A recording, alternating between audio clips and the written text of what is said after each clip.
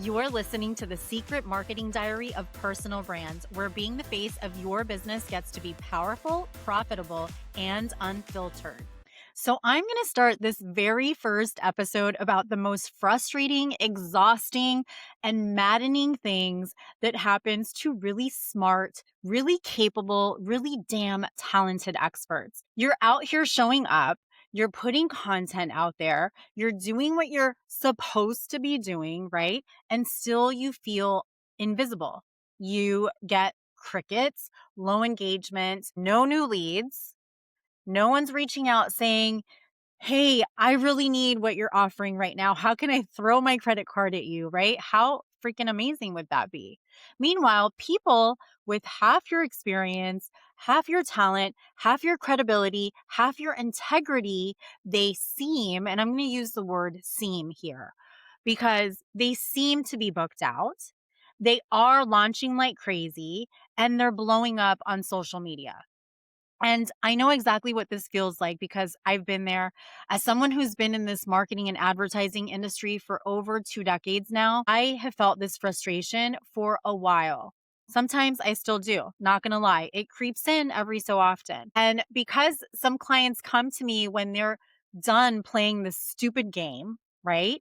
So today, I'm gonna tell you the truth that most marketing gurus won't. Because being good at what you do is not enough to be visible or profitable online.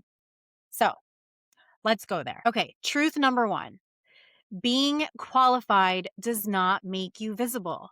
Let me say that again for the people in the back. Your degree, your certifications, your client wins, yes, absolutely, they matter. But if your messaging isn't cutting through the noise, you might as well be whispering in a huge crowded room because people don't say yes because you are qualified, not online. They say yes because they feel that you are their go-to solution for their problem. They feel that certainty. So if you're not being seen, it's probably not about you working harder in the online space. It's about you getting sharper with what you're saying and how you are showing up. Okay. The second truth is posting more is not going to fix unclear positioning. I see people all the time, especially nowadays. There is definitely something going on with the algorithm, for example, over on Facebook right now, where if you are posting more than 5 times a day, especially on your professional profile, it's actually helping reach. It is a thing right now. However, be really careful because no matter how much you post, if your content doesn't make people say, holy shit, that's me, you're wasting your time. It's just going to go over their head in one ear, out the other. So posting without clarity, it's like drowning. It's like throwing glitter in the air and hoping that it lands on your dream client, right? It's not a strategy. It's not a vibe. You don't need 3 reels a day. You don't need, what you do need is content that creates demand. Now, if you get really good at this and you are over on Facebook posting 5 or more times a day with content that is creating demand, holy shit, yes, you are going to get clients from that. But you've got to get clear and you need to refine that strategy before you do that. Okay. The third truth is you're probably marketing like a content creator and not a CEO. All right. So let's just be real. Of what's out there is teaching you how to go viral, not how to build a brand that actually converts. And you're not trying to be internet famous. I mean, probably not.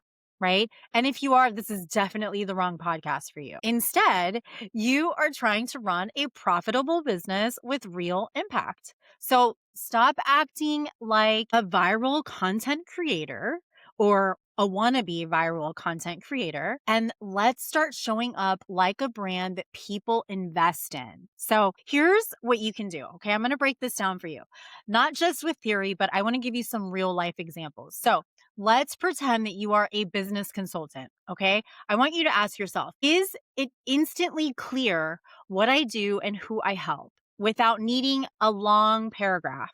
Okay. So I'm going to share with you a not so great example. So let's say, for example, you were to say, I help entrepreneurs scale and reach their potential through strategic business growth. You know how many times I've heard that? And what does that even mean? Who is it for? What kind of business? What kind of strategy? Now, a better example would be I help agency owners streamline operations and delegate without hiring a full time team so they can double revenue without burning out. Now, that is crystal clear. It's specific to a niche, it gives a very clear result, and there's zero fluff. Here's another one. And I'm going to give you a few examples because I do work with a lot of different experts. So let's say, for example, you're a tax strategist, okay? A not so great example would be I offer comprehensive tax and accounting services to small business. That is generic as you know what. No urgency, no uniqueness.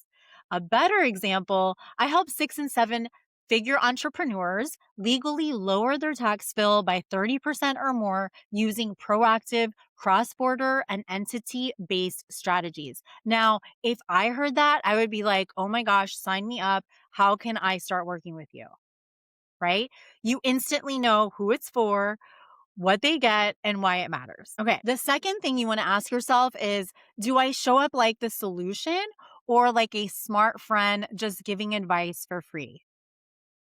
Now, here's the caveat behind this. I do believe that giving valuable information is a must, especially in the market that we're in.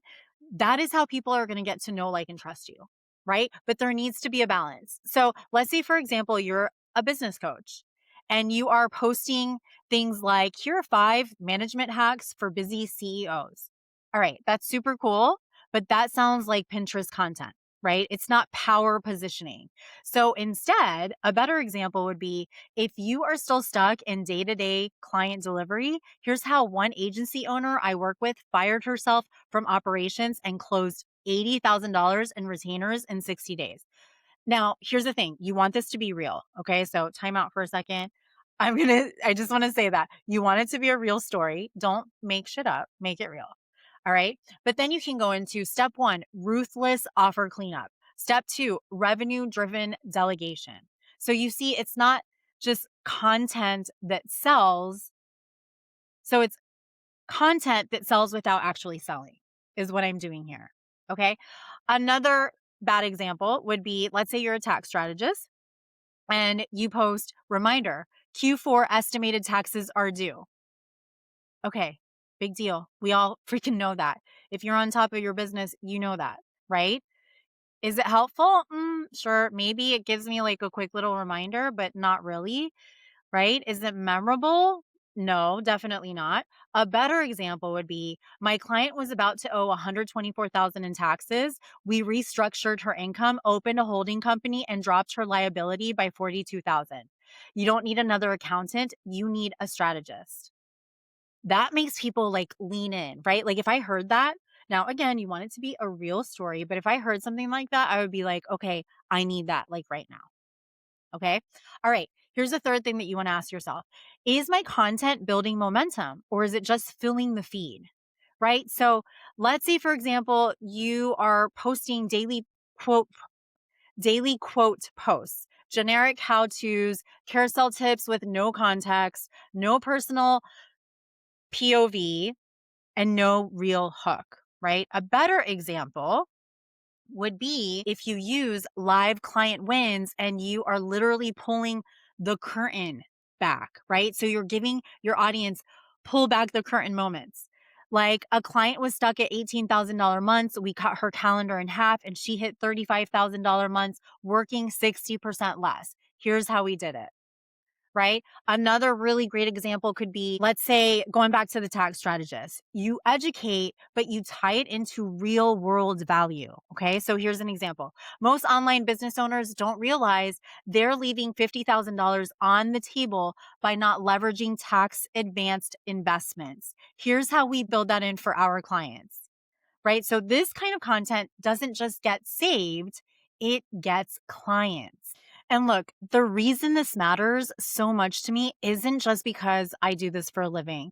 It's because I've spent years behind the scenes helping brands make millions while my own brand was basically a ghost. I was amazing at marketing for others, but I had built this little empire in silence. And when I finally stepped out, I realized the online world was loud and honestly, it's freaking shallow. I've seen brilliant experts pour their hearts out into the online side of their business with content that never lands and waste so much time. I've seen personal brands with genius ideas go unseen because their messaging never hit. And I've seen people do everything right and still be overlooked. And so I decided we're not doing that anymore. If you want to be the go-to in-demand solution for your dream clients, you have to get clear. Clear on your message, clear on your positioning, clear on the transformation that you deliver, and how to communicate that in a way that makes people feel it. Like feel it to their core, because clarity is what creates that connection. And connection is what's going to create those conversations online. And that is what's going to create trust. And trust, that's what makes someone say, I want to work with her. That is the one. Here is my credit card. So if you have felt invisible, it's not because you're doing it wrong. It's really because the rules have changed. And I'm here to make sure that you're not playing by outdated ones anymore. So if this episode hit you, here's what I want you to do. Screenshot this episode and tag me at Gina Tassinelli. Remember, it's Gina with 2 N's.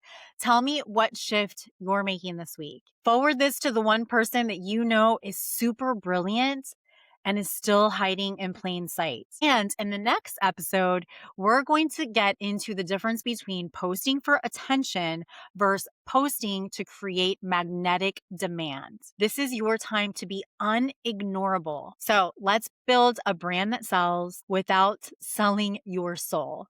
I'll see you on the next episode. You're listening to the Secret Marketing Diary of Personal Brands, where being the face of your business gets to be powerful, profitable, and unfiltered.